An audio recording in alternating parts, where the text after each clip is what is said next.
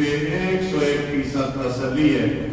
کچھ ساتھیوں نے تعاون کیا بھی ہے، کچھ کر رہے ہیں، تو یہاں چندہ نہیں کریں گے، انفرادی طور پہ عطا الرحمان صاحب کے پاس جمع کرائیں اور یہ جلد سے جلد وہاں پہنچائیں۔ اللہ پاک نیتوں کو دیکھتے ہیں، اور یہ ذہن میں رکھنا، تجربہ کرنا کہ روحانی طور پہ آپ کو کتنا سکون ملے گا، مظلومین کی نصرت اور تعاون کے لیے کتنا آپ کو سکون ملے گا۔ اس میں میرے بزرگ حاجی محمد علی صاحب، حاجی محمد اشرف صاحب وغیرہ انہوں نے ابتدا کر دی ہے، اور دوسرے ساتھیوں نے بھی۔ اللہ آپ سب کو توفیق دے، انشاءاللہ میں بھی کروں گا اور آپ بھی اور لوگوں کو یہ کہیں۔ تقریباً 10 دن ہمارے پاس ہے، آپ فنڈ عطا الرحمان صاحب کے پاس جمع کرائیں۔ دوسرے نمبر پہ جب کوئی مسلمان پریشان ہو تو اگر ایمان ہے تو اسے بھی پریشانی ہوتی ہے، اور اگر وہ 10 سے بس نہ ہو تو معلوم ہوا ایمان کمزور ہے۔ ہمارے بھائی ہیں پروفیسر عبدالستار صاحب، وہ میرے شاگرد بھی ہیں، کچھ مجھ سے پڑھا تھا انہوں نے، تو ان کے 2 پوتے اکٹھے فوت ہوئے اور پوتوں کا نانا بھی فوت ہوا۔ یہ بہت بڑا المیہ اور بہت بڑا حادثہ، ہر انسان کے دل پہ اس کا اثر ہوتا ہے، ہمارے دل پہ بھی اثر ہوا۔ دعا کر سکتے ہیں اللہ پاک انہیں صبر جمیل عطا فرمائے، خاص کر جس کے 2 پھول اور 2 لال اکٹھے گئے، اللہ اس ماں کو صبر جمیل عطا فرمائے، اس باپ کو بھی صبر جمیل عطا فرمائے، لواحقین کو بھی صبر جمیل عطا فرمائے۔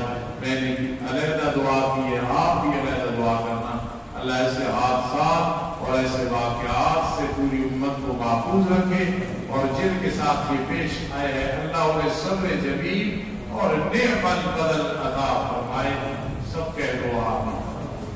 ایک آدمی شادی کے موقع پر بڑے شوق سے گانا بجانا سنتا ہے، اس کے پیچھے نماز پڑھنی صحیح ہے یا کہ نہیں؟ ایسا آدمی فاسق فاجر ہے، گناہگار ہے، کبیرہ گناہ کرنے والا۔ ایسے آدمی کے پیچھے نماز ہرگز نہیں پڑھنی، اگر کوئی پڑھے ایسے امام کے پیچھے تو اپنی نماز لوٹائے۔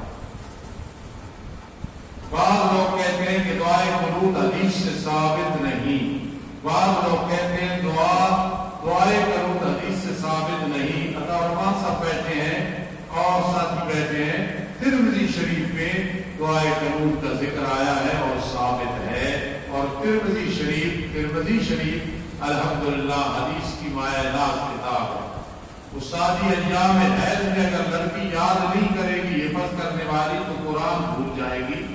وہ اس طرح کرے کہ کسی اور سے وہ سبق بار بار سنتی رہے، کسی اور سے سنتی رہے، سننے میں کوئی حرج نہیں۔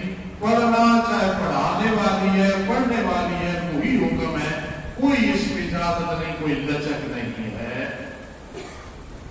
ایک عورت فوت ہو گئی، اس کے نام پر پالش بھی لگی ہوئی تھی اور لپسٹک بھی۔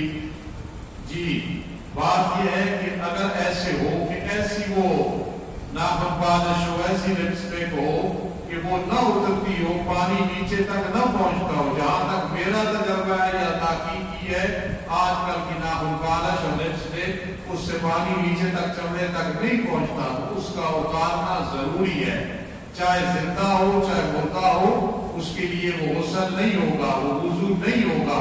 ہاں اگر کوئی دعوے سے کہے کہ ایسی لپسٹک ہے کہ نیچے تک پانی پہنچ جاتا ہے اور ناخن پالش ایسی ہے اور اس کی ذمہ داری ہے کہ وہ جو کہہ رہا ہے اس طرح، تو پھر ٹھیک ہے۔ میری جہاں تک تحقیق ہے پانی نیچے تک نہیں پہنچتا، لہٰذا وہ وضو، وہ غسل اور میت کو غسل بھی نہیں ہوتی۔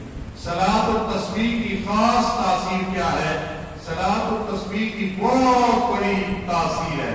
جہاں قرآن مجید میں صلاۃ التسبیح کا ذکر آیا، فرمایا ان الحسنات یذہبن السیئات، ان نیکیوں کے ساتھ اللہ گناہوں کو مٹا دیتے ہیں۔ اتنا بڑا فائدہ کہ نماز تسبیح تھوڑا سا ٹائم لگتا ہے اور اللہ سارے گناہ